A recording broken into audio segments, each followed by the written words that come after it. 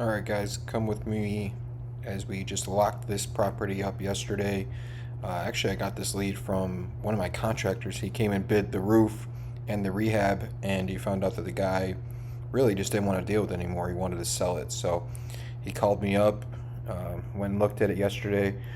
We're able to get him on a deal on a price. So I came back today to kind of go through and do a scope of work for the project. This is something that I do in all my projects.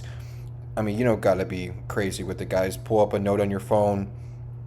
I'll go through each room and I'll annotate anything I want to notate to myself, but at the same time also just getting a game plan for everything. This one, the area is pretty good, but the ARV is not going to be as high as my typical ARV is. So we need to come up with a plan to keep the rehab down, and we're going to probably cut some things that we normally would do, but at the same time it's also still going to be a rental property, so we're always going to want to change out all our stuff like our water heater fixtures, HVAC, stuff like that. But we're going to probably end up having to cut out some of the cosmetic things that we normally do. Like normally in this kitchen I would have just walked in and gutted it, but now I had to kind of come up with a plan. Okay, hey, are we going to keep the cabinets? All of these cabinets are actually in pretty good shape.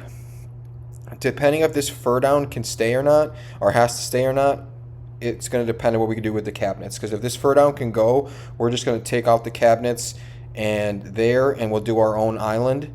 And then on the other side, we'll keep those cabinets and just trim them out. This is like a back half-ass addition. You can tell, obviously, that's exterior siding there, and this is all an addition. So we're going to turn this into a fourth bedroom for the house. I've already got a pretty good idea how we're going to do that. This is the hallway bathroom for the property. Again, cheaper remodel, so stuff that works and functions I'm going to keep, like the toilet and the vanity, we're going to keep and just make it look better. Obviously the shower is just so outdated. We're going to end up doing our PVC sheets there, take out the insert, cover the windows that used to obviously look outside. Now they look into that back addition.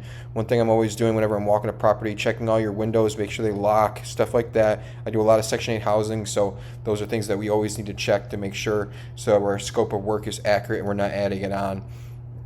3 bedrooms, 2 baths on the inside. This is going to be the master bathroom. So in here, we're going to try to keep it real cheap. The toilet's good. The vanity we're going to keep. The surround we're going to keep. We're just going to refinish it white.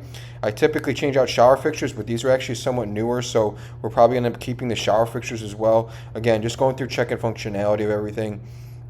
It's going to be out back. You can see we got some wood rot on some of the siding for that addition, so we're going to have to do some siding work and stuff like that, but that's pretty much it, guys. Checked out the scope of work. I think we're going to have about a $25,000 rehab budget